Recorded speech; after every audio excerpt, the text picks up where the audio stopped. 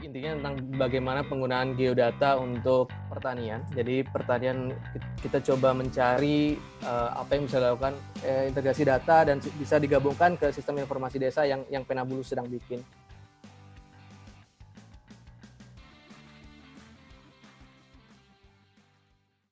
Ini ada teman saya Dimas Putranto. Beliau itu kerja di ICCO Corporation, organisasi non-profit internasional untuk sektor pertanian di bidang pengembangan petani dan UMKM pangan. Nah, Dimas ini sekarang lagi fokus untuk ngerjain proyek pembangunan terkait penggunaan geodata untuk memberikan jasa informasi bagi berbagai aktor di rantai pasok komoditas di Indonesia, Vietnam, dan Kamboja. Nah, bagaimana kemudian dia bisa menggunakan ketersediaan data ini untuk pembuatan kebijakan yang mengacu pada data driven itu nanti bisa dijelaskan oleh Dimas. Nah, Dimas juga terakhir kayaknya menuntut ilmu di Universitas Jember dan Wageningen ya, Dim. Mohon nanti klarifikasi kalau salah. Silakan, Dimas. Oke, pertama bagaimana sih membangun dan mengembangkan manfaat data untuk pertanian. Nah, saya tadi sempat sebut tentang geodata. Jadi, apa sih geodata? Secara sederhana, kita di ICO, kita mencoba mengintegrasikan berbagai macam data points, berbagai macam sumber data, dan mengintegrasikan itu kepada lokasi atau koordinat data spasial. Nah, dari geodata itu, kita merancang sebuah sistem untuk menyampaikan informasi tersebut kepada yang tadi saya sebut berbagai jenis stakeholders. Pertama kepada petani. Jadi sebagai contoh, next kita punya project namanya Spice Up. Jadi di Spice Up ini kita mencoba dari data tadi gimana kita bisa menyampaikan itu kepada petani. Tujuannya apa? Untuk petani bisa membuat keputusan tidak berbasis pada feeling, tapi berbasis pada data. Karena kita lihat di next slide misalkan, permasalahan saat ini kenapa banyak polusi agri input, misalkan polusi pemupukan atau dampak lain dari pemupukan yang berlebihan adalah karena mayoritas petani memakai feeling ketimbang data ketika dia mengambil keputusan, baik itu irigasi ataupun pemupukan ataupun keputusan-keputusan lainnya. Nah, kita ingin mencoba merubah atau mendorong paradigma baru di mana harusnya semua keputusan itu diambil melalui data. Bagaimana caranya? Contoh di aplikasi Spice Up yang kita akan rilis bulan depan. Berdasar data itu kita contoh mengambil data satelit tentang soil moisture. Jadi kita tahu seberapa lembab atau berapa kadar air di dalam tanah. Nah, dari data itu kita tahu apakah di tanah tersebut, di kebun tersebut perlu diberikan irigasi atau enggak. Apakah kadar air di level yang akan membuat tanaman layu. Nah, berdasar dari data itu kita berikan alert kepada petani melalui aplikasi tersebut dan petani bisa mengambil tindakan dari informasi tersebut. Nah, jadi gimana kita bisa sampai di rekomendasi itu? Jadi kita menggabungkan beberapa jenis data dari berbagai sumber. Nah, contohnya untuk irigasi. Kita pertama ambil data satelit tentang kelembapan tanah. Kemudian kita gabungkan dengan data satelit apakah di 3 hari terakhir ada hujan. Terus kita tumpuk lagi kita dengan layer data tanah yang kita kembangkan bersama IPB. Jadi tekstur tanahnya bagaimana. Dan yang terakhir tanaman apa yang ditanam. Jadi kalau misalkan di kasus Spice Up tanaman lada, jadi kita bekerja sama dengan Balitro, Badan Penelitian Tanaman Obat Rempah, mereka menyusun di umur vegetatif, umur sekian, kebutuhan airnya sekian, umur generatif, kebutuhan airnya sekian. Nah, jadi dari data kebutuhan tersebut, dari data tanah, dari data satelit, kita membuat algoritma dan menghasilkan suatu yang tadi alert, rekomendasi bahwa di saat tersebut kemungkinan besar tanaman lada akan layu karena jumlah air yang tersedia di tanah begitu rendah.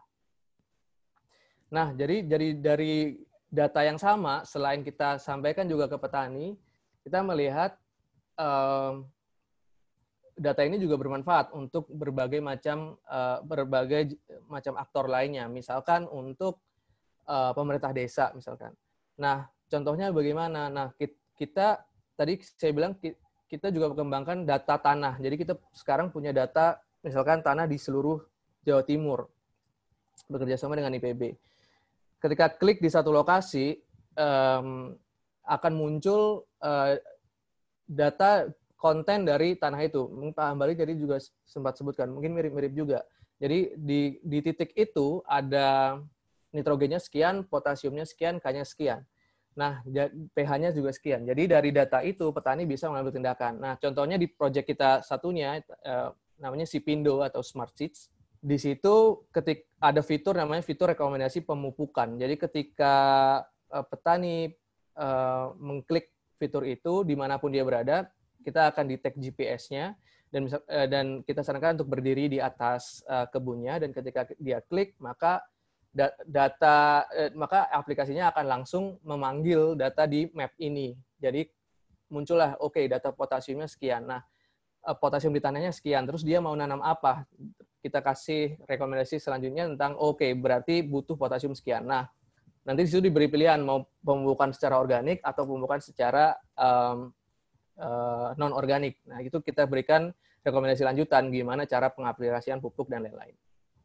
Nah, untuk pemerintah desa, sama dari data ini, kita layer tadi dengan data cuaca juga, dengan data iklim juga, dengan data satelit. Ketika semua di layer, kita bisa mengetahui potensi tanah itu sebenarnya untuk apa. Nah, mirip juga tadi dengan yang apa disampaikan Pak Hambali dan Pak Fajar. Jadi ketika diklik, karena tanah ini kondisinya sekian, kita juga di dashboard ini ada threshold. Jadi untuk tanaman cabai misalkan, butuhnya itu bagusnya NPK-nya sekian, strukturnya sekian, pH-nya sekian. Nah, kita bisa memetakan di mana tanah yang pas untuk komoditas tertentu dan di mana tanah yang nggak pas untuk komoditas tertentu. Jadi itu salah satu bentuk penggunaan data yang sekarang kita lagi inisiasi. Selain data tentang data satelit atau data yang terkait dengan lingkungan, kita juga mengembangkan sistem di mana data tentang supply chain juga bisa ter-record. Tujuannya apa? Satu, kita pengen ada transparansi dari supply chain. Dan dua, kita pengen ada traceability. Jadi produk yang di konsumen bisa di trace back di mana tanaman produk itu ditanam, siapa petaninya dan lain-lain.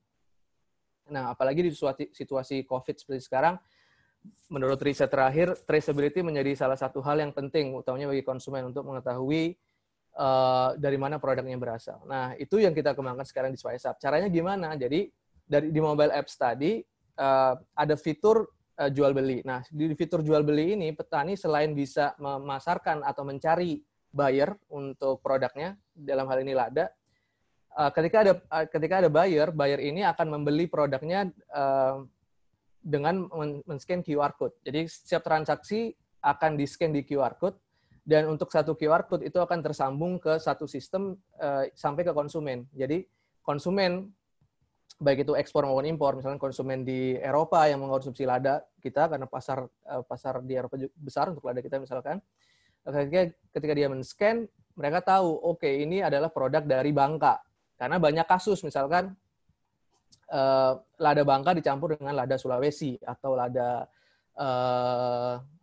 dari daerah lain yang secara kualitas atau rasa bukan yang diinginkan oleh konsumen, karena lada muntok misalkan sangat punya rasa yang khas dan sangat diminati di Eropa, dan ketika itu dicampur jadinya tidak sesuai harapan. Nah, itu yang kita coba ini. Nah, selain untuk kepentingan konsumen, di rantai pasok sendiri untuk kepentingan buyer, mereka bisa men-trace kalau ada masalah dengan produknya, misalkan pestisida yang berlebihan atau hal-hal lain, mereka bisa trace back siapa sih dan dari produknya ini dari kebun yang mana. Gitu.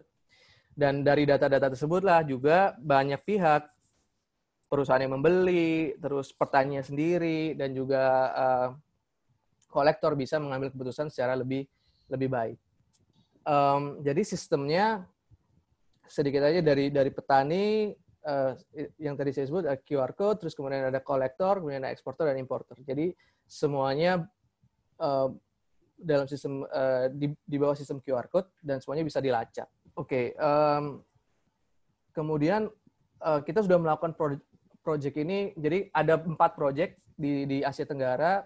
Di Indonesia ada 2 project dengan lada dan sayur, sudah ada di Kamboja dan ada di Vietnam. Dan kita melihat tantangannya mirip-mirip di semua negara ini dalam kita melakukan project ini. Satu, ketersediaan data. Tadi ketika kita melakukan baseline dulu, ketika kita memulai project, data-data apa saja sih yang tersedia? Nyatanya nggak banyak ketika itu berkaitan dengan pertanian. Apalagi lada, komunitas lada yang jumlah riset pun nggak banyak yang bisa membuat database tentang lada. Jadi ketersediaan data menjadi salah satu hal yang sangat minim. Dan akhirnya di project kita mencoba untuk mulai melakukan koleksi data-data tersebut. Misalkan tadi kita dengan data satelit, kita koleksi dari satelit Sentinel misalkan. Terus data tanah, kita join dengan IPB untuk penelitian mereka untuk membuat peta tanah dengan resolusi 1:250.000. Terus data cuaca, kita bikin model dengan IPB untuk memprediksi cuaca. Data iklim juga begitu. Jadi kita mulai dengan expert di Indonesia untuk mengumpulkan data-data yang ini. Tapi data-data masih banyak data-data lain yang tidak tersedia. Yang sebenarnya menarik, misalkan kita sebenarnya ingin dari data-data kita, dari data tanah, data cuaca, kita ingin bisa memprediksi berapa kaitan antara potensi suatu lingkungan dengan hasilnya. Nah, untuk itu kita perlu data tentang hasil lada selama 10 tahun ke belakang. Nah, itu susah sekali didapat. Adapun datanya agak diragukan kebenarannya karena misalkan di 2016 harusnya turun, data tersebut menunjukkan naik, padahal karena El Nino harusnya turun. Jadi ketersediaan data yang reliable atau dapat diandalkan sangat-sangat minim. Nah, makanya di SpiceUp salah satu fitur atau salah satu hal yang kita coba ingin inisiasi adalah ada beberapa fitur di aplikasi di mana petani bisa secara voluntary, secara sukarela mereport data mereka untuk kepentingan mereka sendiri ataupun untuk kepentingan lain, misalkan untuk kepentingan sertifikasi atau kepentingan untuk buyer, untuk traceability dan lain-lain. Nah, dan juga dengan tersedianya data ini kita harapkan juga membuka akses bagi petani terhadap fasilitas yang selama ini tidak tersedia, misalkan fasilitas financial akses ke permodalan yang selama ini terbatas karena ketika kita ngobrol dengan bank atau perusahaan asuransi, rata-rata mereka nggak punya data gimana untuk mendesain loan produk yang sesuai dengan petani, karena mereka nggak tahu harus datanya dapat dari mana. Nah, kita mencoba mulai menjembatani itu dengan data-data yang sekarang kita miliki dan sedang dalam proses untuk ke sana. Next. Kedua, akses internet. Tadi juga sempat disebut, solusi yang kita coba inisiasi sangat dependen dengan internet. Meskipun kita coba semaksimal mungkin, app-nya dibikin ringan, semua fitur dibikin nggak makan banyak internet, jadi tetap saja akses internet menjadi salah satu poin yang krusial yang selama ini menjadi salah satu faktor yang menghambat absorpsi petani di lapangan. Misalkan di proyek kita yang lain dengan Sipindo, kita sekarang punya hampir 50.000 downloads. Dan growth-nya setiap bulan mungkin 1.000-1.500 download. Jadi belum terlalu signifikan. Dan yang kita lihat adalah akses. Akses bukan hanya tentang infrastruktur, tapi juga tentang kemampuan petani untuk membeli kuota misalkan. Nah, jadi akses infrastruktur betul kebanyakan di pedesaan akses infrastrukturnya kurang, apalagi di luar Jawa. Tapi di Jawa pun masih ada beberapa tingkat, tapi ketika di Jawa, ketika infrastrukturnya ada problem lain, yaitu akses petani terhadap internet. Apalagi di situasi COVID sekarang yang kita amati di proyek kita, banyak petani yang nggak bisa untuk beli kuota, karena kuota kebutuhan sekunder atau tersier, bukan kebutuhan primer. Jadi akhirnya tidak bisa mengakses itu. Nah, menghadapi ini, kita sedang juga bereksperimen. Sebenarnya belum ada solusi yang benar-benar pas, tapi kita sekarang sedang bereksperimen dengan, oke, kita desain app-nya bukan ke level individual, tapi ke level petani. Jadi cukup satu petani di dalam satu grup selama ada satu petani di dalam satu grup yang punya akses internet dan punya smartphone, bisa menggunakan semua fitur yang kita produce di app. So far kita masih di tingkat individual dan ke depan kita akan desain ke level grup atau kelompok tani. Next. Tantangan paling susah adalah merubah paradigma. Jadi paradigma apa sih yang pengen dirubah? Paradigma yang pengen dirubah adalah paradigma yang dari feeling driven atau berdasar pada feeling tadi, terus berubah menjadi data driven berdasar pada data. Jadi semua keputusan diambil berdasar pada data. Nah itu paling susah karena memang ini teknologi yang baru, internet dan big data atau teknologi ini baru kita kenal selama 3-5 tahun terakhir. Jadi wajar sebenarnya kalau absorpsinya masih susah. Namun itu bukan alasan buat kita untuk nggak merubah paradigma, karena paradigmanya karena memang dengan buat data impact-nya akan besar. Bagaimana kita mengatasi itu? Kalau di level petani, kita bikin demo plot. Jadi tetap seeing is believing. Jadi mereka percaya ketika mereka melihat, meskipun kita merancang sebuah rekomendasi melalui Android secara digital, kita tetap pakai demo plot untuk mentes rekomendasi kita ketika diterapkan itu hasilnya gimana, apakah lebih baik, apakah lebih buruk, atau sama aja. Nah, itu kita bikin demo plot. Satu itu. Yang kedua, yang kita amati juga, lebih gampang merubah paradigma petani-petani yang lebih muda. Sekarang di slides ada foto Pak Wahyudi, itu petani muda yang salah satu menjadi istilahnya farmer influencer kita untuk Sipindo ini, untuk Smart Seeds ini. Jadi petani muda lebih familiar dengan itu dan dengan teknologi digital, dan mereka lebih mudah akhirnya berubah paradigmanya, dan itu mulai menyebar juga ke petani yang lebih senior. Jadi saya sih percaya bahwa kedepannya paradigma akan berubah, dan ketika paradigma itu berubah, maka yang saat ini kita amati, misalkan untuk petani senior susah sekali untuk kita ajarin cara menggunakan aplikasi kita misalkan.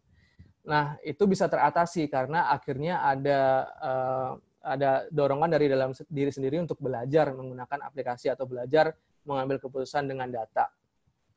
Sama halnya dengan sekarang, banyak rekan-rekan lebih senior seperti bapak saya misalkan yang karena kebutuhan sosial akhirnya mulai belajar WhatsApp. Jadi artinya bukan nggak mungkin untuk belajar WhatsApp, tapi lebih harus ada dorongan dari diri sendiri untuk mau belajar itu. Akhirnya bisa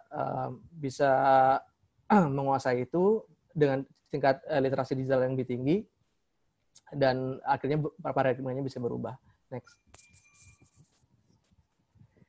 Sejauh ini apa dampaknya dan apa langkah selanjutnya? Nah, next.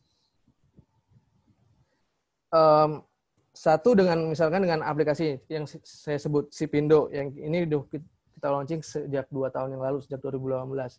Dengan Sipindo kita membuka akses informasi yang relevan dan dapat diandalkan. Jadi selama ini petani ketika butuh informasi, mereka akan nyari di berbagai sumber, dari teman, dari penyuluh, dari Google, dan lain-lain. Dan belum tentu semua informasi itu reliable. Tentu semua informasi itu dapat diandalkan dan relevan. Nah, di aplikasi Sipindo ini misalkan, kita punya fitur cara budidaya yang baik. Terus kita punya fitur konsultasi online dengan expert, sehingga kita bisa melayani kebutuhan informasi petani secara digital. Nah, ini apalagi sangat penting di situasi sekarang, ketika COVID, ketika semua mobilitas itu dibatasi. Sekarang kita bisa memberikan saran atau rekomendasi petani dengan digital. Jadi petani tidak perlu bertemu face to face lagi dengan temannya atau dengan penyuluh. Dan itu yang kita lihat tren yang ini. Bahkan misalkan kita punya fitur pengiklan, jadi petani bisa mengiklankan produk mereka ketika di aplikasi. Selama COVID, mulai dari bulan Maret, kita melihat pertumbuhan sampai 2 kali lipat, bahwa petani mengiklankan banyak produknya di aplikasi kita. Jadi ini salah satu bukti bahwa karena ada dorongan dari diri sendiri, karena ada dorongan dari keadaan, akhirnya petani mau menggunakan solusi digital yang sebenarnya memang lebih mudah. Jadi adopsinya selama 3 bulan terakhir juga jauh lebih cepat. Next.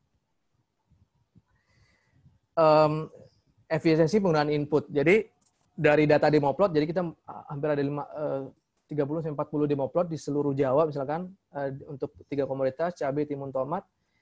Kita melihat ada efisiensi penggunaan input. Jadi kita compare side by side antara common practice petani dengan rekomendasi yang kita kasih di aplikasi. Dan ketika itu pakai ukuran petani yang berdasar feeling, rata-rata itu bisa 5 kali lipat lebih banyak. Misalnya memupuk urea itu 5 kali lipat lebih banyak yang sebenarnya dia butuhkan. Nah, sekarang dengan ada data rekomendasi itu, data tanah dan lain-lain, itu cuma 1/5-nya ternyata dia yang dibutuhkan. Jadi efisiensinya bisa sampai 80%. Nah, mungkin dari audiens ada yang petani juga, saya taruh QR code, siapa tahu ingin download Sipindo juga untuk membuktikan apakah benar dengan input 1/5 bisa menghasilkan hasil yang sama. Next. Mungkin dipercepat ya? Ya, terakhir. Next-nya adalah apa yang akan kita lakukan. Next-nya. Jadi sekarang kita, untuk petani, kita udah hampir menemukan formulanya, jadi kita akan meluruskan itu, dan sekarang yang kita lagi coba inisiasi adalah gimana data yang sama ini, yang tadi saya bilang, bisa digunakan oleh pihak-pihak lain, misalkan pemerintah desa. Nah, salah satu yang kita sempat explore adalah untuk mengitariskan data-data yang kita punya dalam sistem informasi desa kerjasama dengan NGO lokal, Penabulu. Jadi kita coba explore itu gimana integrasi data dan bisa digabungkan ke sistem informasi desa yang Penabulu sedang bikin. Harapannya nanti dari data-data itu, dari ilustrasi saya tadi tentang gimana data tanah dan data lain-lain bisa diambil keputusan, harapannya pemerintah desa bisa mengambil keputusan dengan lebih kualitas keputusannya bisa lebih baik. Udah kayaknya terakhir. Ya. Jadi itu sedikit dari apa yang saya sampaikan di siang ini. Makasih. Terima kasih Mas Dimas. Tadi ada beberapa catatan bahwa geodata dirancang untuk user petani dalam hari ini agar mereka bisa menggunakan scientific base, dan ternyata terbukti proof bahwa dengan penggunaan metode ini mereka bisa efisien lebih tinggi, ada 80% dari input 5%.